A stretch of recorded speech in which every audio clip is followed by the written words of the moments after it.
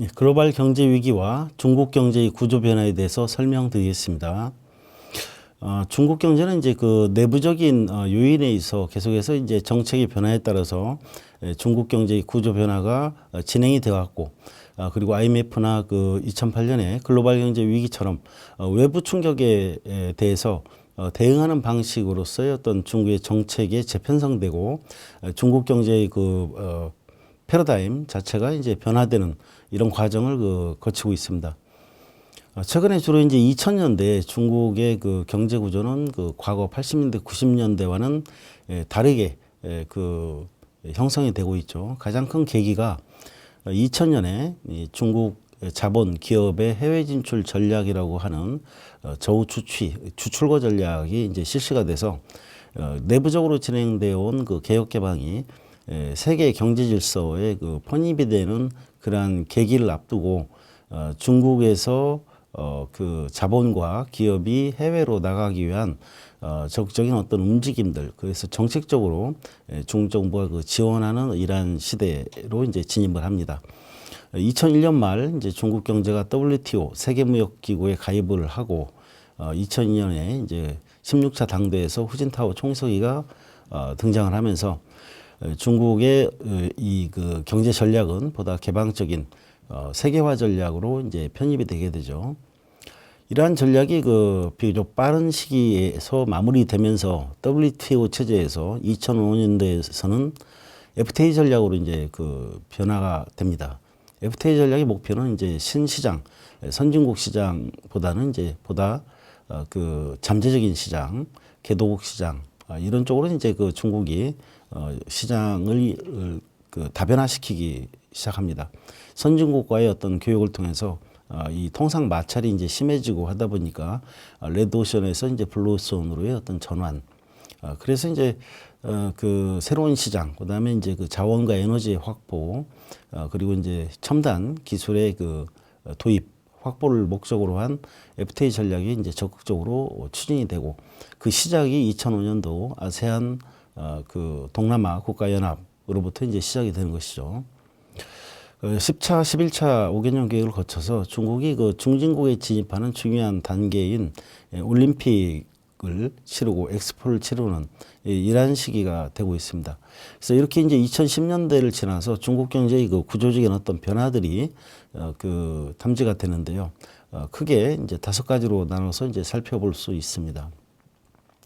글로벌 경제 위기 이후에 이제 중국 경제의 그 성장률, 경제 성장률이 과거의 그 높은 수준의 8, 9, 10 정도의 그 고도 성장에서 새롭게 형성된 중장기적 경제적인 균형 수준으로서의 그 신상태, 뉴노멀이라는 신常态라는 이러한 새로운 어떤 균형점을 가지고 이제 수렴을 하는, 점차적으로 이제 그 글로벌 경제 위기 이후에 예전과의 그 같은 동일한 수준의 경제 성장률을 이제 회복하지 못하고 그보다 이제 낮게 되면서 점차 이제 7%, 6%, 5%, 지금은 이제 경기 침체와 함께 이제 코로나 이후에 이제 4%대까지도 이제 떨어지고 있죠. 그래서 중장기적인 그 중국 경제의 어떤 그 균형점이 지금 현재 중국 경제에 맞는 적절한 점이 어느 정도 되느냐는 이제 좀 더 관찰을 해봐야 되겠지만 5% 내외에서 그 형성될 수도 있고, 그 다음에 이제 그 밑으로 갈수록 선진국으로 갈수록 이제 경제 성장률이 사실상 높지 않은 수준이죠. 그래서 이제 전 세계 경제 성장률 중에서 중국 경제가 그 어떻게 보면 이제 높은 경제 성장률을 통해서 전 세계 평균을 끌어올리는 역할을 했었는데, 이제 그 중국의 경제 성장률도 이제 한계에 다다랐고, 그런 점에서 이제 새로운 균형점의 어떤 수준에 대해서 계속 이제 모니터링할 필요가 있는 것이죠. 중국 경제 구조의 그 새로운 변화, 글로벌 경제 이후에 새롭게 형성되는 이러한 그 중속 성장의 이러한 수준들. 그래서 그 2014년 시진핑 주석이 성장률 하락은 새로운 상황이지만 이것은 또 새로운 어떤 경제 구조 속에서 정상적이고 이런 중장기적인 어떤 수준에 그 수렴하고 있는 그러한 상황이라는 언급을 했었죠. 그래서 중국 경제의 어떤 그 성장률이 5% 정도가 되더라도 세계적으로 보면 높은 그런 그 성장이죠. 그래서 그 국가적인 경제 성장률보다는 이제 1인당 GDP라는 어떤 좀 더 질적인, 그러니까 국가의 어떤 국부, 그 국가의 어떤 지표보다는 1인당 그 지표, 그래서 이제 국부보다는 이제 민부, 그 국민들의 실질적인 어떤 삶의 수준의 향상이 좀 중요한 그 과제로서 이제 그 대두되게 되는 것이죠.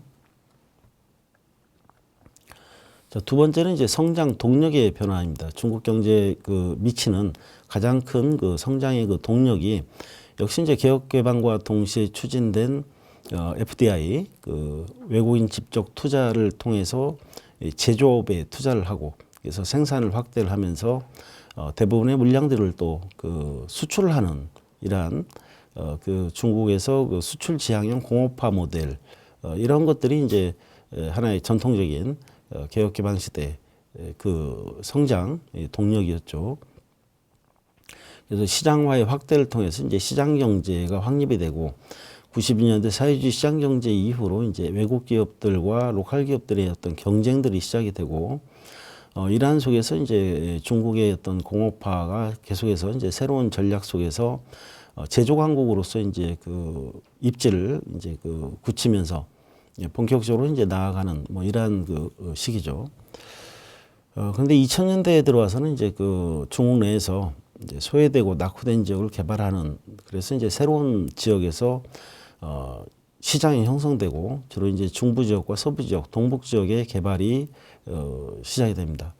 그리고 이제 대외적으로는 중국 기업의 해외 진출 전략이 이제 그 추진이 되죠. 그래서 이러한 FDI 유치를 통해서 그 제조업에 투자하고 이걸 수출로 이어지는, 또는 중국 기업이 해외 진출해서 사업을 수행하는 이 무대가 이제 달라진 것이죠. 그만큼 이제 중국이 그 2000년대 초반에는 그동안 개방하지 않았던 이제 전략적 시장으로서의 그 금융, 그 은행이라든가 뭐 그 보험, 그 증권 이런 시장들, 그리고 건설 시장에 있어서 그 공공 부문의 그 이러한 그 공사를 외국에 이제 개방을 한다든가, 또는 이제 문화산업이라든지 여러 가지 유통, 거대한 백화점의 설립 허가가 과거에는 그 상무부 허가로 돼서 굉장히 그 힘든 구조였었는데, 이러한 것들이 이제 그 풀려지고, 그래서 2000대 초반에 그 전략적 시장이 개방되는 것은 이제 중국이 2001년도에 이제 WTO에 가입하면서 다른 국가와 이제 동일한 수준의 개방도를 유지해야 되는 어떤 이러한 과도기적인 현상에서 진행이 됐었고, 2005년, 2006년 정도에 이제 이러한 그 단계적 개방이 이제 마무리가 되면서, 역시 이제 중국 기업도 과거에 이제 진출하지 못했던 이런 해외 그 시장들에 대해서 그 주로 이제 민간 대기업 또는 국유 대기업을 위주로 하는 이런 적극적인 투자 진출이 그 이루어지게 됩니다. 2008년 글로벌 경제 위기 이후에 대해서는 해외 시장이 침체가 되고, 그래서 수출이 그 급감하게 됩니다. 그래서 해외 시장의 수출의 어떤 이러한 감소분을 국내 시장으로 이제 돌리기 위해서 내수 시장 육성을 하게 됩니다. 그래서 중국 같은 뭐 14억 인구의 어떤 빅칸트리로서는 내수 시장을 충분히 활용하면서 수출의 그 감소분을 그 보완할 수 있는 이러한 어떤 그 역할을 내수 시장이 할 수 있는 것이죠. 중국의 내수 시장은 단순히 지역으로서의 그 중서부 내륙 또는 이제 동북 지역이라는 어떤 지역도 있지만, 중요한 것은 이제 그 도시와 농촌을 포함한 이런 중국 전 지역이 있어서의 새로운 시장의 어떤 그 육성 차원이기 때문에, 시장의 육성은 지역뿐만 아니라 이제 소비자가 갖고 있는 어떤 구매력이 중요한 역할을 하게 되겠죠.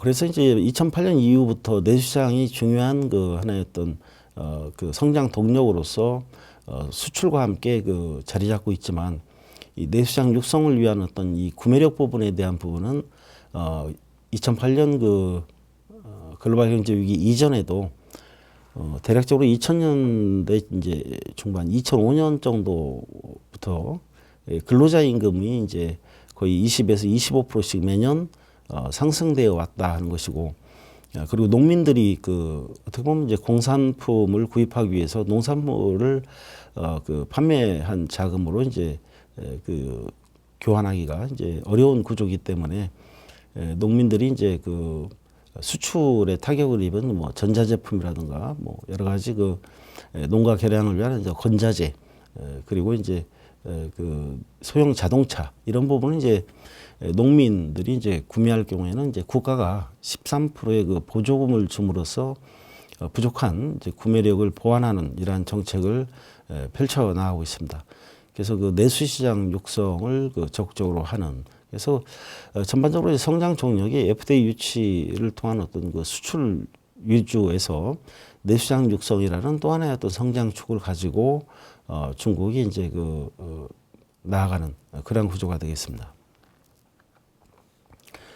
다음에 이제 세 번째로 이제 산업 구조의 변화입니다. 이 산업 구조의 변화. 이제 중국은 개혁 개방 이후에 연해 발전 전략을 통해서 연해 지역이 세계의 공장으로 이제 표현이 됐죠. 전 세계 다국적 기업들이 들어와서 연해 지역에 저렴한 생산 요소를 활용해서 수출 지향적 공업화를 하는 것이 하나의 이런 연해 발전 전략의 모델인데 2008년 글로벌 경제 위기 이후에는 세계의 시장이다. 중국의 어떤 내수 시장을 육성하면서 내수 시장이 갖고 있는 어떤 잠재력이 거기에서 이제 발휘가 되기 시작하고 내수 시장에서의 어떤 소비가 경제 성장에 미치는 영향이 점점 이제 확대되는 뭐 이러한 시기입니다. 그리고 2007년 이후에는 중국의 3차 산업이 2차 산업을 추월하게 됩니다. 규모 면에서도 추월하고 연평균 성장률이 또 격차를 보이면서 점차적으로 2차 산업과 3차 산업의 격차를 이제 확대시켜 나가고 있는 것이죠. 2013년부터는 이러한 3차 산업의 비중이 2차 산업 비중을 추월하고 하는 그래서 3차 산업이 주도하는 어떤 중국 경제 과거와는 다른 그러면서도 2차 산업은 또 제조업 업그레이드를 통해서 2015년 10개년 계획을 발표하죠. 3차 10개년 계획 속에서 2025, 2035, 2045를 통해서 제조 강국, 세계 1위의 어떤 제조 국가로의 어떤 도약을 목표로 하는 이 전략을 추진하고 있습니다. 그래서 서비스 산업 위주의 경제 그리고 서비스 산업에 관련된 이 시장의 확대 그래서 이런 부분에서도 이제 산업과 시장의 확대가 이제 있게 되고 진출하는 기업들이 또 이런 것들을 이제 모니터링할 필요가 있다고 생각합니다.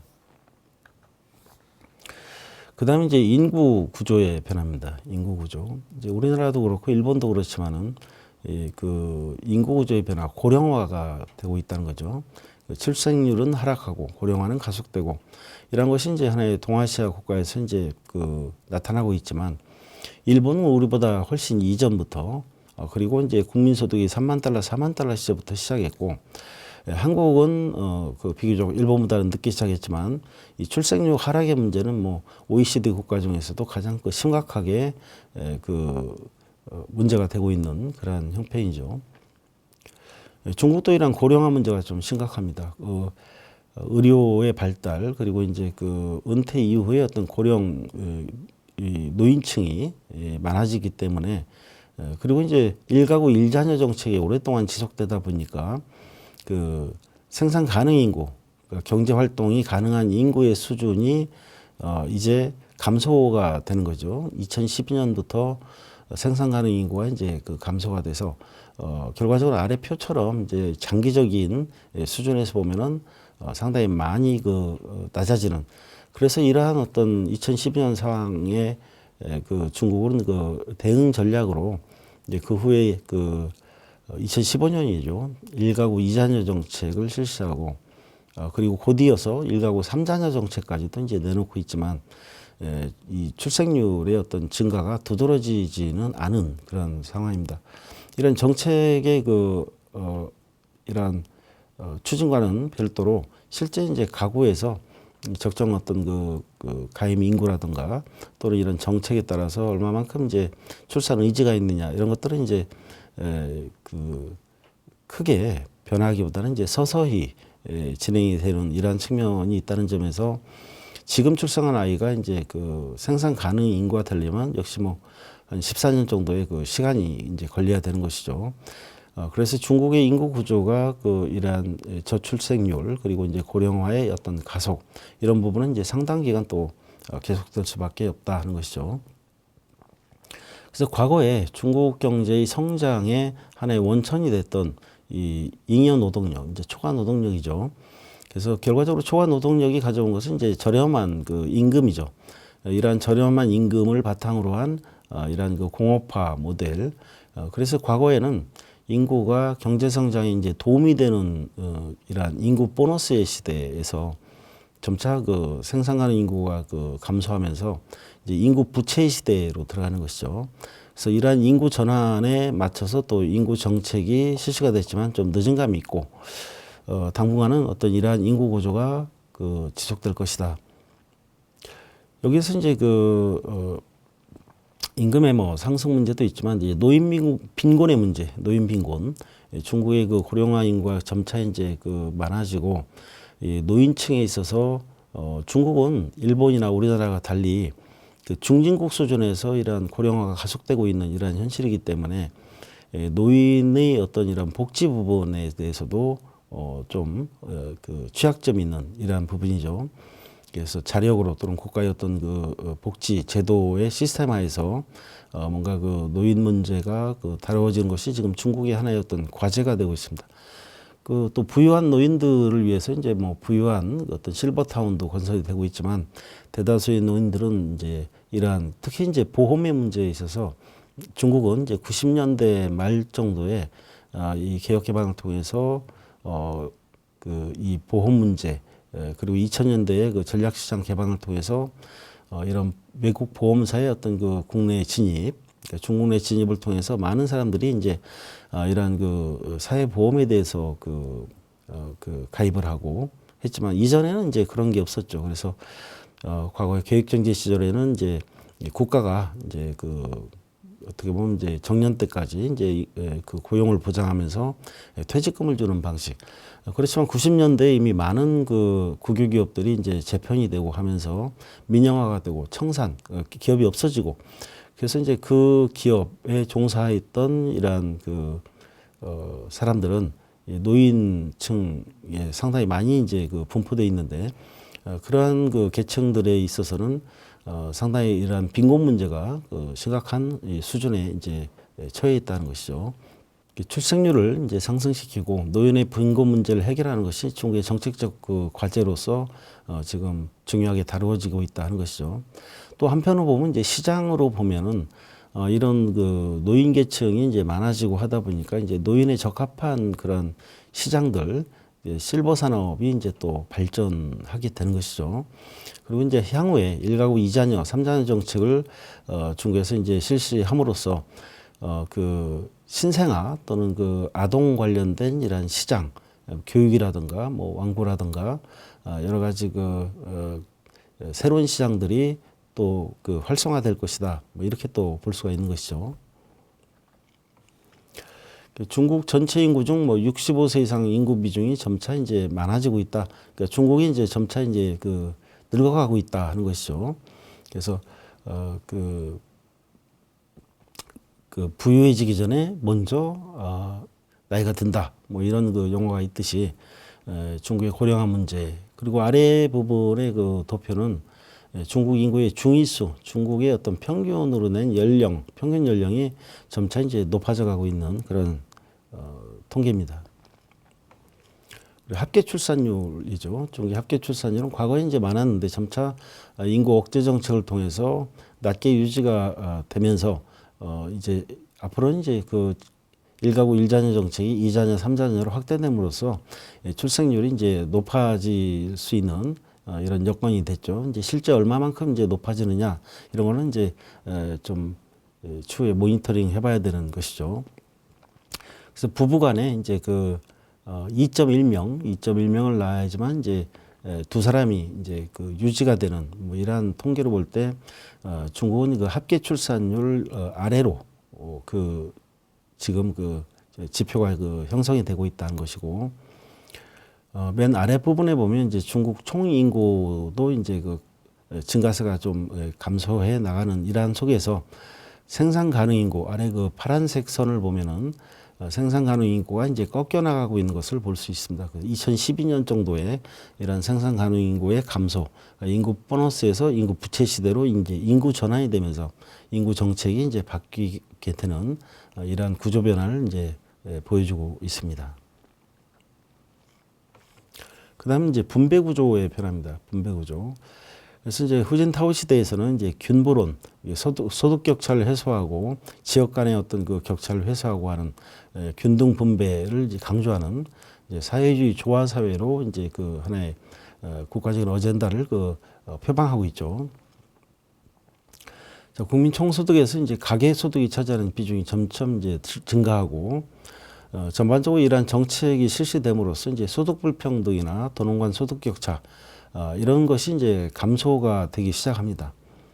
무엇보다도 이제 90년대 그 공업화를 통해서 도농 간의 어떤 소득 격차가 굉장히 심화됐고, 이러한 그 빠른 속도의 어떤 공업화가 되다 보니까 이런 빈부 격차가 또 이제 심해지는 것이죠. 정책의 혜택을 받는 계층과 지역, 그렇지 못한 계층과 지역 간의 차이가 굉장히 이제 커지게 되는 것이죠. 그래서 아래에 보면 뭐 진위계수라고 나오는데 진위계수는 이 불평등도를 측정한 것이죠. 그래서 과거의 사회주의 개혁정치 시대에서는 뭐 2%대를 상회하는 이러한 수준의 비교적 저발전 수준이면서도 비교적 이제 균등 분배가 이루어지는 점차 이제 0.3으로 가면서 그 개혁 개방 시기에 이런 격차가 이제 증가되는, 그리고 90년대에서는 거의 0.4 정도, 0.45에 육박하는, 그래서 0.4가 넘어가는 수준이면 폭동이나 뭐 시위, 혁명이 발생할 수 있는 상황이다. 이렇게 이제 표현을 하죠. 근데 중국은 이미 그 정도 상황에 육박해 있다 하는 것이 이제 90년대 진위계수 통계로서 이제 알 수 있습니다. 2000년대 초반부터 이러한 것이 조금 이제 완화되기 시작하고 2009년부터 점차 이제 하락하는 추세가 되지만 아직도 이제 중국 내에서의 어떤 불평등도는 상당히 좀 큰 편입니다. 큰 편이고, 그래서 그 2000년대 이후에는 이제 여러 가지 발전 방식도 바뀌고 그 환경 오염을 하는 이러한 과거의 어떤 발전 방식으로부터 친환경, 지속 가능 발전 전략이 채택이 돼서 하고, 과거에는 다른 이제 정책적으로 연해 발전 전략, 이 선부론에 의해서 야기된 정책의 실패, 일종의 이러한 소득의 격차를 균부론이라는 새로운 그 정부 정책으로서 이제 완화시켜가는 이러한 꾸준한 노력을 중국이 이제 하고 있다는 것이고, 그래서 2000년대 이런 부분들은 그 과거 지표보다는 많이 완화되고 분배 구조가 이제 변화되고 있지만 아직도 이제 중국 내에서는 빈곤층이 또 상당한 수준으로 있습니다. 프로스는 점점 작아지지만 이 빈곤층의 절대 인구는 뭐 몇천만에 가까운 정도로 어떻게 보면 이제 하나의 어떤 작은 국가 수준의 이러한 빈곤 인구가 있는 것이죠.